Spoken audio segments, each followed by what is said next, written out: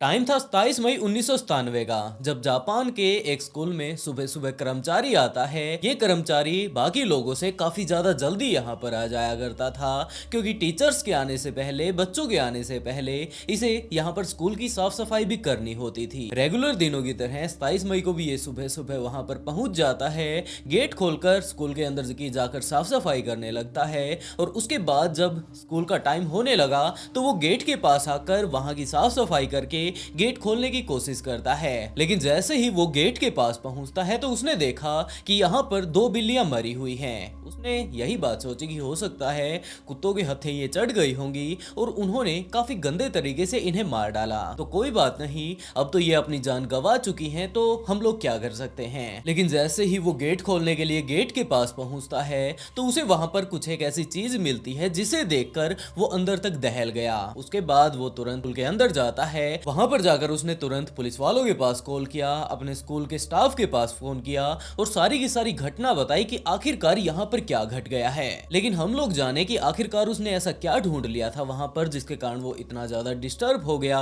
उससे पहले मैं आप लोगों को ये बात कहना चाहता हूँ कि आप लोग इस वीडियो को अकेले अकेले बिल्कुल भी ना देखें। इस वीडियो के जस्ट नीचे ही एक लाइक बटन है, एक सब्सक्राइब बटन है, उन दोनों को ही क्लिक कीजिए और अपने साथ ले लीजिए। उसके बाद देखिएगा वीडियो देखने का मजा दो गुना हो जाएगा। क्योंकि अब अगर आप अकेले हैं तो सब्सक्राइब बटन दबाने के बाद आप बिल्कुल भी अकेले नहीं रहने वाले, और आप लोग सुनने वाले हैं जल्द से जल्द हमारे यहाँ पर चैनल पर आने वाली नई नई कहानियों को। साथ ही वीडियो के नीचे एक प्यारा सा कमेंट कर दे ताकि अगली वीडियो में मैं आप लोगों को शाउट आउट दे पाऊं। और इसी के साथ चलिए दोस्तों शुरू करते हैं आज की स्टोरी की आखिरकार यहाँ पर उस चपरासी ने क्या ढूंढ लिया था। तो ये सारी की सारी घटना शुरू होती है 1997 से, जब दो लड़कियां जापान में वापस अपने घर की तरफ जा रही थी। रात को बाजार में घूम लेने के बाद जब अपना जो कुछ भी वो लोग सामान लेने के लिए आई थी, तो वो दोनों ही लड़कियां अपना सामान लेकर जब घर की तरफ वापस जा रही थी तो पीछे से किसी ने उनके ऊपर हमला किया।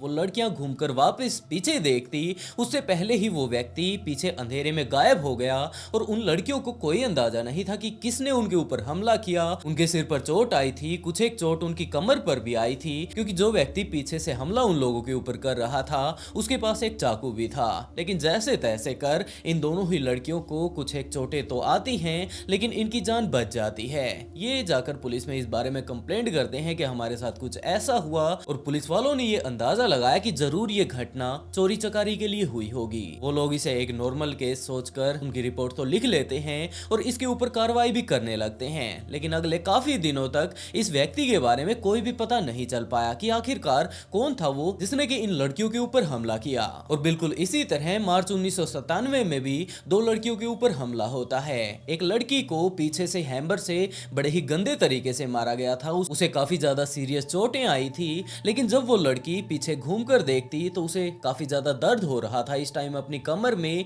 अपने गर्दन वाले हिस्से में, और वो वहां पास में मौजूद किसी व्यक्ति के पास जाकर मदद मांगती है, उसे सारी की सारी बातें बताती है। लेकिन जब उस लड़की को हॉस्पिटल पहुंचाया जाता है तो रास्ते में ही इस लड़की ने अपनी जान गंवा दी, और ये लड़की थी 10 साल की यामासेता। डॉक्टर्स ने बताया कि इसकी रीढ़ की हड्डी के ऊपर काफी तेज वार किया गया है, उसके कारण इसकी रीढ़ की हड्डी में फ्रैक्चर आया और इस लड़की ने अपनी जान गंवा दी है। पुलिस वाले अभी भी ये बात सोच रहे थे कि पता नहीं कौन ऐसा इस शहर में घूम रहा है जो कि इस तरह लड़कियों के ऊपर हमला कर रहा है। और इस घटना के एक हफ्ते बाद ही एक 8 साल की लड़की इसी तरह वापस अपने घर पर जा रही थी, और शाम का ही टाइम हुआ था, इतना ज्यादा अंधेरा नहीं हुआ था कि एक व्यक्ति उसके ऊपर भी आकर हमला करता है। एक चाकू उसने ले रखा था और वो उसके पेट में मारता है। जब चाकू वो उसके पेट में मार रहा था तो चिल्लाने लगती है। वहां आसपास में मौजूद लोग वहां पर आने लगते हैं, और इसी हड़बड़ाहट में वो व्यक्ति वहां से भाग जाता है। जब वहां पर वो लोग इसके पास पहुंचते हैं कि बेटा तुम्हें क्या हुआ, तो उसने पूरी की पूरी हालत बताई कि एक व्यक्ति इस तरह से आया था, मेरे पेट में उसने चाकू मारे और वो उस तरफ भाग कर गया है। वो लोग उसे नहीं पकड़ पाए, लेकिन जब उसे हॉस्पिटल पहुंचाया जाता है, उसका अच्छे से ट्रीटमेंट वगैरह किया जाता है, तो उस लड़की ने बताया कि हाँ उसने उस व्यक्ति को देख लिया है, और अगर वो दोबारा उसके सामने आ जाए तो वो उसे पहचान लेगी। पुलिस वाले इसकी मदद लेने लगते हैं कि कि हो सकता है पिछले इतने दिनों से जो शहर में लगातार कांड हो रहे हैं, इतने सारे लोगों के ऊपर हमले हो रहे हैं, यही व्यक्ति उन सारे ही हमलों के पीछे हो।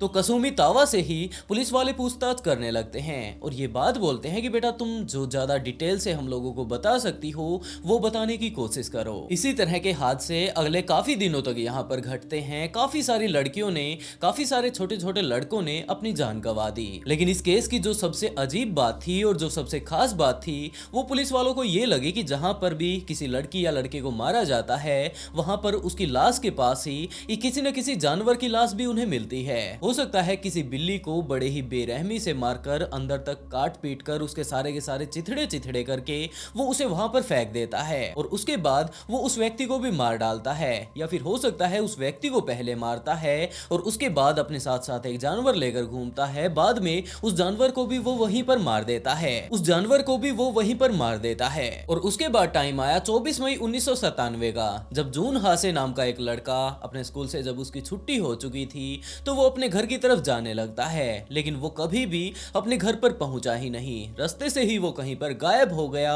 उसके घर वाले शाम तक उसकी वेट करते हैं कि हो सकता है बच्चा है किसी के साथ घूमने के लिए चला गया होगा, अपने यार दोस्तों के साथ प्लेग्राउंड में हो सकता है वो खेल रहा हो। लेकिन शाम तक जब वो अपने घर पर नहीं आता है तो पहले तो उसके दोस्तों के पास उसके घर वालों ने पूछ लिया था, लेकिन फिर भी वो लोग वेट कर रहे थे। लेकिन अब जब शाम तक वो अपने घर पर नहीं आया तो वो लोग पुलिस वालों के पास जा पहुंचते हैं, सारी की सारी बातें बताते हैं कि जनाब इस तरह हमारा बेटा है, वो अभी तक वापस घर पर नहीं आया है। और पुलिस वालों को पता था कि शहर में कुछ इस तरह के कांड हो रहे हैं, तो हो सकता है ये लड़का भी उसी का शिकार हो गया हो। और उन लोगों ने तुरंत अपनी कार्रवाई शुरू कर दी। वो लोग उसे पूरे ही शहर में ढूंढ लेते हैं, लेकिन उन्हें कुछ भी पता नहीं चलता कि आखिरकार जून हासे गया तो गया कहां पर। इसी तरह इन्वेस्टिगेशन करते करते 3 दिन बीत चुके थे, लेकिन जून हासे के बारे में अभी तक पुलिस वालों को कुछ भी पता नहीं चला था। और उसके बाद टाइम आया 27 मई 1997 का, जब वो चौकीदार अपने स्कूल में पहुंचता है जहां पर कि जून हासे पढ़ा करता था।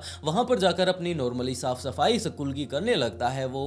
और उसके बाद जैसे ही स्कूल का टाइम होता है गेट खोलने के लिए, जब वो मेन गेट पर पहुंचता है तो वहां पर उसने देखा कि 2 बिल्लियां काफी ज्यादा गंदे तरीके से मरी पड़ी हैं। इनके इंटरनल ऑर्गन्स बिल्कुल बाहर बिखरे हुए हैं और उसने यही अंदाजा लगाया कि हो सकता है ये कुत्ते बिल्लों के हाथ लग गई होंगी और उन्होंने इसे इतनी ज्यादा बेरहमी से मार डाला है। और यही बात सोचते सोचते कि वो वापस आकर इन्हें उठा देगा, वो मेन गेट की तरफ जाने लगता है। वहां पर जाकर वो मेन गेट खोलता उससे पहले ही उसने जस्ट साइड में ही मेन गेट के एक थैली को देखा। उसने उस थैली को थोड़ा हटाकर देखा कि आखिरकार इसके अंदर क्या है, और उसके अंदर के सामान को देखकर वो काफी ज्यादा सहम जाता है, क्योंकि इसके अंदर जून हासे का सिर था। वो इस चीज को देखते ही बहुत ज्यादा घबरा गया, तुरंत अपने स्कूल के अंदर जाता है और वहां पर रखे मोबाइल से पुलिस के पास कॉल करता है और स्कूल के स्टाफ के पास कॉल करता है। उसने सारी की सारी बातें बताई कि जनाब मैं सारा का सारा अपना आज का काम कर लेने के बाद गेट खोलने के लिए वहां पर गया था, लेकिन थैली में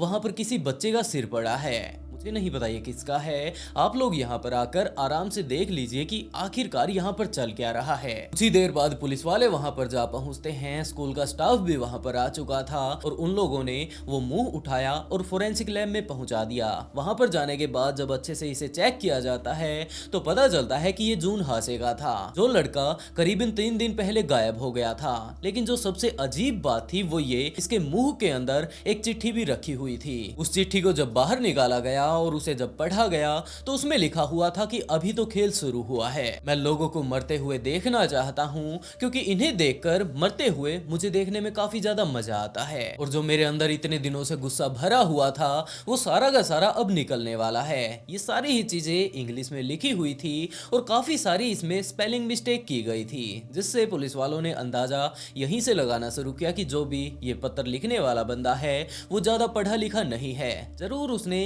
यही सारी मिस्टेक अपनी वीक इंग्लिश के कारण लिखी होगी। अब जून हासे का सिर तो मिल चुका था, अब उसके सिर्फ धड़ को ढूंढना था, और पुलिस वालों ने शाम होते होते अपनी सारी की सारी टीम इसी चीज में लगा थी कि आखिरकार अब इसका धड़ कहां पर है। और इस स्कूल से करीबन 500 मीटर दूर ही एक पानी की टंकी बनी हुई थी।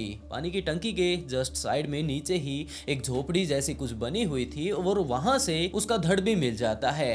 इन दोनों ही चीजों को ले जाकर फोरेंसिक लैब में जब चेक किया जाता है तो ये बात बात पता चलती है कि इसके सिर को धड़ से एक आरी से अलग किया गया है। कोई ना कोई ऐसी चीज यहाँ पर रही होगी जिसे कि इस तरह चला चला कर इसके गले को इसके धड़ से अलग किया गया है। हो सकता है वो कोई कटर वगैरह हो, या फिर हो ये भी सकता है कि वो आरी हो। लेकिन यहाँ पर कोई कटर वगैरह तो कैसे लेकर आएगा, किस तरह से उसे बिना बिजली के चलाएगा, तो जरूर ये आरी से ही काटा गया होगा, क्योंकि इसके सारे के सारे जो सेल्स वगैरह थे, जिस तरह से इसकी गर्दन कटी हुई थी, वो कुछ इस तरह आरी से ही कट सकती है। पुलिस वाले अभी इस केस पर अपनी इन्वेस्टिगेशन कर ही रहे थे। 2 दिन ही अभी बीते थे कि वहीं पास में मौजूद एक न्यूज़पेपर एजेंसी को एक चिट्ठी आती है, जिसके ऊपर कोई भी रिटर्न एड्रेस नहीं था, जिसके अंदर ये चीज लिखी हुई थी कि मैं अपनी पूरी की पूरी जिंदगी दांव पर लगा रहा हूँ। मुझे पता है कि कल को अगर पुलिस वाले मुझे पकड़ लेते हैं तो मुझे मौत की सजा ही मिलेगी। तो मैं पुलिस वालों को यही कहूंगा कि हाँ, आकर मुझे पकड़ लो, और मैं दूसरी तरफ अपना सारा का सारा गुस्सा इन लोगों के ऊपर उतारता रहूंगा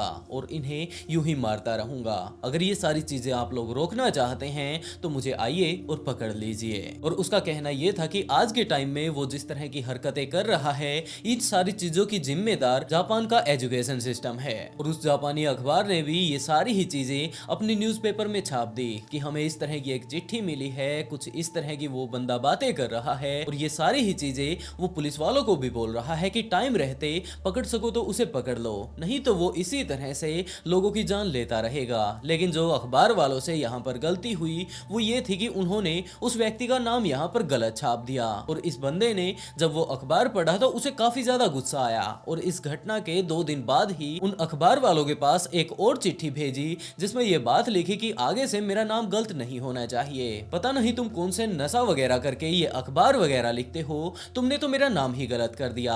आगे से मेरा नाम बिल्कुल सही होना चाहिए। अगर तुम आगे से गलत करते हो तो मैं हर रोज 3-3 सब्जियां काटने लग जाऊंगा, और यहाँ पर मैं सब्जियां नहीं काटने वाला। तुम लोग समझ सकते हो कि मैं सब्जियां किन्हें बोल रहा हूँ। आगे से 3-3 लोग हर रोज अपनी जान गंवाने लग जाएंगे, और ये ऐसा बिल्कुल भी मत समझना कि मैं सिर्फ बच्चों को ही मारना जानता हूँ, मैं बड़ों को भी नहीं छोड़ूंगा। अब इस व्यक्ति का खौफ इतना ज्यादा हो चुका था कि जितने भी बच्चे अपने स्कूल में आया करते थे उन सभी के पेरेंट्स उन्हें स्कूल छोड़ने के लिए आने लगे, और सभी बच्चों को अपने अपने पेरेंट्स ने ये बात कह दी थी कि जब तक उनके पेरेंट्स उन्हें स्कूल से बाहर ना दिखाई दें उन्हें बाहर नहीं आना है। और इसी तरह वो लोग अपने बच्चों का खुद ही ध्यान रखने लगे। पुलिस वालों ने अपनी गश्त बढ़ा दी, लगातार एक की बजाय अब 5-5 पुलिस वाले शहर में घूम रहे थे, और उन लोगों का सिर्फ एक यही टारगेट था कि जो ये बंदा है इस तरह के कारनामे आज के टाइम में कर रहा है, हमें सिर्फ इसे पकड़ना है। दूसरी तरफ अब लोगों को ये भी डर लगने लगा था कि जिस तरह का आखिरी वाली चिट्ठी में उस व्यक्ति ने ये बात कही थी कि वो अब बड़े इंसानों को भी नहीं छोड़ेगा,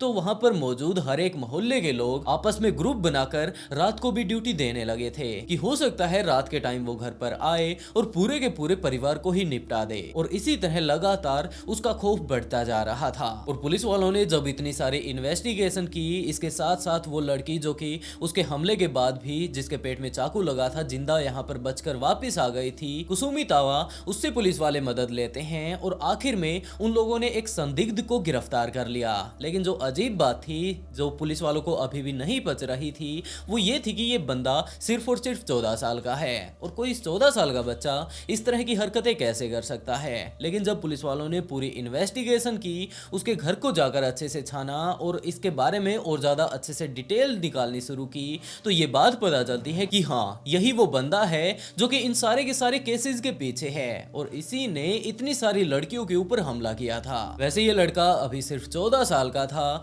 जिसके चलते इसके नाम को, इसके सारी ही चीजों को प्राइवेट रखा गया था। लेकिन जब अखबार वालों को इस बारे में पता चलता है कि जो ये सारे कांड हो रहे हैं इनके पीछे सिर्फ और सिर्फ एक 14 साल का लड़का है, तो वो इसके बारे में और ज्यादा अच्छे से डिटेल निकालते हैं, और उन्होंने इसके असली नाम का पता लगाया। पुलिस वालों ने अभी तक इसकी आइडेंटिटी रिवील नहीं की थी और इसे बॉय ए नाम दिया गया था। लेकिन जैसे ही अखबार वालों ने वहां पर जाकर काम करना शुरू किया, तो उन लोगों ने इस लड़के की सारी जन्म पत्री निकाल दी, और उन्होंने सारे ही लोगों को बताया कि इस लड़के का नाम सिनिची आजुमा है, और ये जून हासे के साथ ही पढ़ा करता था। ये दोनों एक ही क्लास में पढ़ा करते थे, और जो सबसे खास बात है वो ये कि जून हासे का ये पड़ोसी है। इसी तरह के काफी काफी सारे कॉम्बिनेशन निकालते निकालते पुलिस वाले इसके पास पहुंच जाते हैं और आखिर में उन्होंने उसे गिरफ्तार कर लिया।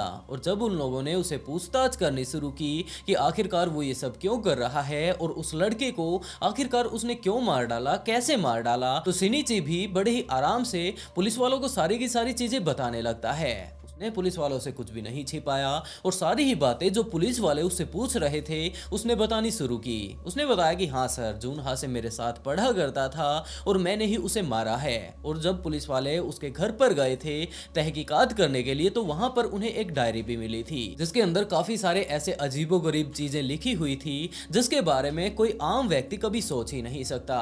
उसने अपनी एक पूरी की पूरी डायरी बना रखी थी और उसमें लिख रखा था कि जब भी वो किसी जानवर को मारता है तो उसे काफी ज्यादा मजा आता है और इसी तरह का मजा वो इंसानों को मारते हुए भी लेना चाहता है। पता नहीं अगर वो इंसानों को मारेगा तो उसे किस तरह का मजा आएगा। और यही मजा चखने के तौर पर वो हथौड़ा निकाल कर निकल पड़ता था रात के टाइम में सड़कों पर और वहां पर जब भी कोई अकेले उसे मिलता था वो उसके ऊपर हमला कर दिया करता था। लेकिन इस तरह तो उसने काफी लोगों को मार लिया था, काफी सारे लोगों ने अपनी जान भी गंवाई थी, काफी सारे बचकर वहां से भाग भी गए थे। लेकिन वो कभी भी आराम से बैठकर सेटिस्फाई नहीं हो पाया कि अगर मैं किसी को मार डालूं तो कितना मजा मुझे आएगा। सारी ही चीजें वो जानना चाहता था। आज तक उसने काफी सारे जानवरों की जान ली थी लेकिन आज के टाइम में वो एक इंसान की तलाश में था। उसने रोड पर काफी सारे लोगों को मारा था और इसके तौर पर उसके सामने आता है उसका बेस्ट फ्रेंड जून हासे। तो वो जून हासे को उसी दिन 27 तारीख को ये बात कहता है कि यहाँ पास में एक काफी बड़ा फ्रॉग है, उसके अंदर से पानी निकलता है और वो देखने में काफी ज्यादा लाजवाब है। अगर तुम मेरे साथ चलना चाहो तो वहां पर चल सकते हो। जून हासे कहता है कि इसमें ज्यादा देर तो नहीं लगने वाली होगी, हम लोग वहां पर जाएंगे, उसके बाद वापस आएंगे और टाइम रहते मैं घर पर चला जाऊंगा, थोड़ा जल्दी हम लोग कर लेंगे, लेकिन मेरे को वो फ्रॉग देखना है। जिसके तौर पर वो इसके पीछे पीछे चला जाता है और शिनिची जून हासे को अपने साथ लेकर उस पानी वाली टंकी के नीचे जाता है। वहां पर जाकर जो वो साइड में एक छोटी सी हट बनी हुई थी वो उसे उसके अंदर लेकर जाता है। जून हासे बीच बीच में पूछ भी रहा था कि इतना ही अच्छा अगर वो है तो इतनी अबेंडेंट जगह पर वो क्यों बनाया गया है और क्या लोग इसी तरह उसे देखने के लिए आते हैं। इसी तरह बातें करते करते वो लोग उस हट के अंदर जाते हैं कि इसी बीच शिनिची ने अपने जूते का फीता निकाला और उससे जून हासो का गला घोटना शुरू कर दिया। वो आगे की तरफ देख रहा था, उसके आगे आगे जा रहा था, उसे कोई अंदाजा नहीं था कि पीछे आने वाला उसका दोस्त उसकी जान की यहाँ पर जोखिम डाल देगा और वो आराम से चलता जा रहा था। लेकिन उसने अपने जूते का फीता इतना कसकर वहां पर पकड़ा था कि जून हासे कुछ भी नहीं कर पाया और कुछ ही देर बाद ही उसने अपनी जान गंवा दी। उसके जान गंवाते ही शिनिची उस झोपड़ी के अंदर उसे लेकर जाता है और वहां पर आराम से बैठकर उसके पूरे के पूरे शरीर को देखता है। लेकिन आधे घंटा जब यहाँ पर बीत चुका था तो वो आराम से अपने घर पर चला जाता है। इसके बाद अगले दिन वो अपने साथ एक आरी लेकर आता है और उसके गले को उसके धड़ से अलग कर देता है। काट रहा था जब वहां पर वो काफी सारा खून निकल रहा था और इस खून को एक जगह पर वो इकट्ठा कर लेता है क्योंकि शिनिची का ये कहना था कि जब उसने इसे मारा था, इसकी जान उसने ली थी तो वो अपवित्र हो चुका था, वो अशुद्ध हो चुका था और उसे शुद्ध होने के लिए इसके खून पीने की जरूरत थी। जिसके लिए उसने जो खून नीचे इकट्ठा कर रखा था उसका वो सारा का सारा पी लिया और उसके बाद वो उसकी गर्दन को अपने साथ लाई हुई एक थैली में डाल लेता है और अपने साथ अपने बैग में डालकर अपने घर पर लेकर जाता है। उसके घर वालों को कोई भी अंदाजा नहीं था कि उनका बेटा किस तरह के कांड यहाँ पर कर रहा है और उसके बैग में आज के टाइम में क्या है। अगली सुबह 27 तारीख को वो सुबह सुबह स्कूल के बाहर अपने जाता है और दूसरी तरफ ये दो बिल्लियां भी वो अपने साथ लेकर गया था। सड़कों पर वहां पर काफी सारी बिल्लियां घूमती रहा करती थी। उन दोनों बिल्लियों को भी वो काफी ज्यादा बेरहमी से मारता है और अपने पुराने विक्टिम्स की तरह वहां पर बिल्लियों को फेंक देता है और इसके साथ साथ जून हासे के सिर को भी वो गेट के दूसरी तरफ फेंक देता है। उसके बाद तुरंत वापस घर पर आया, आराम से नहाया धोया और उसके बाद स्कूल चला जाता है और स्कूल पहुंचकर उसे पता चलता है कि उसके दोस्त जून हासे को किसी ने बेरहमी से मार डाला। उसने अपने दोस्तों के साथ आराम से बैठकर बातें की कि पता नहीं उसकी किसके साथ दुश्मनी रही होगी और पता नहीं उसे किसी ने क्यों मार डाला। पुलिस वालों ने उससे उसकी डायरी ले ली और दूसरी तरफ जो न्यूज एजेंसी वालों के पास लेटर्स आए थे उन सारे लेटर्स को जब एक तरफ रखा गया, उसकी डायरी को दूसरी तरफ रखा गया और इनकी जब हैंड राइटिंग को मिलाया जाता है तो ये दोनों ही मिल जाती हैं और ये बात कंफर्म हो गई कि इसी ने जून हासे को मारा है। लेकिन अभी ये सिर्फ 14 साल का था, जिसके चलते इसके ऊपर केस नहीं चलता है, जबकि इसे बाल सुधार गृह भेजा जाता है। लेकिन दूसरी तरफ लोग सड़कों पर आ चुके थे कि ये किसी तरह का कोई बच्चा नहीं, जबकि ये तो एक दानव है। इसने सिर्फ एक लड़की को नहीं मारा, जबकि उस लड़की को भी मारा है जिसके सिर पर इसने हथौड़े से वार किया था। उसके रीढ़ की हड्डी टूट गई थी और इसी तरह उसने अपनी जान गंवा दी थी। लेकिन सरकार का यही कहना था कि अभी ये बच्चा है और इसे हम लोग कड़ी सजा नहीं दे सकते।